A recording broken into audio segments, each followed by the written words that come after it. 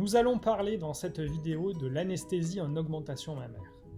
L'augmentation mammaire est une intervention bien sûr qui se déroule sous anesthésie générale qui est de courte durée, environ 1 heure, car l'intervention en elle-même est rapide, elle dure à peu près 45 minutes.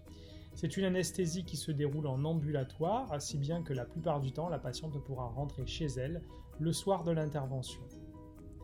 L'anesthésie générale est composée de 2 médicaments.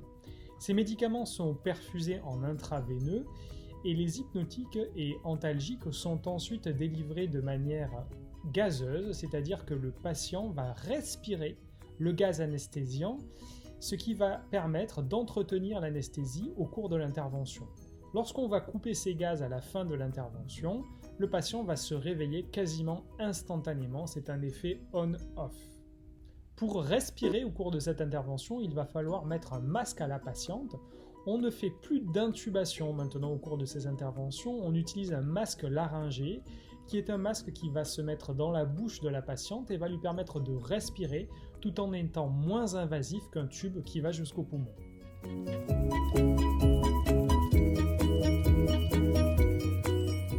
La douleur est souvent un sujet d'inquiétude important pour une augmentation mammaire chez les patientes. Cette douleur est désormais très bien gérée par nos équipes d'anesthésie.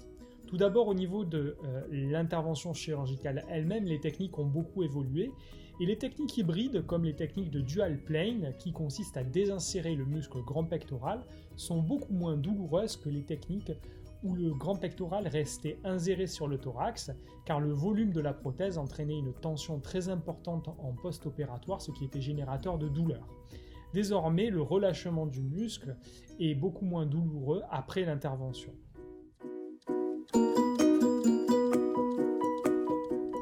On complète ces techniques chirurgicales par des techniques d'anesthésie tout à fait récentes qui consistent à réaliser un bloc pectoral. On va tout simplement endormir le muscle grand pectoral pendant les heures qui suivent l'intervention.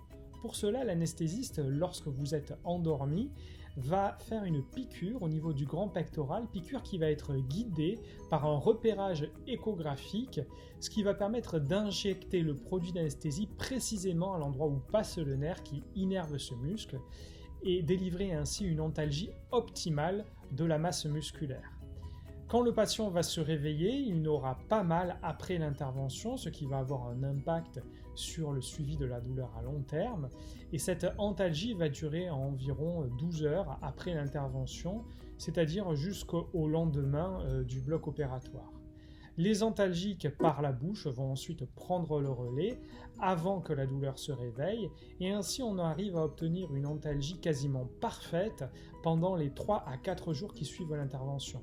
Et l'essentiel de la douleur de l'augmentation mammaire survient entre 3 et 5 jours après l'intervention. On a aussi ainsi une zone de couverture de l'antalgie qui est optimale et des interventions d'augmentation mammaire qui se passent désormais très bien et quasiment sans douleur pour les patientes.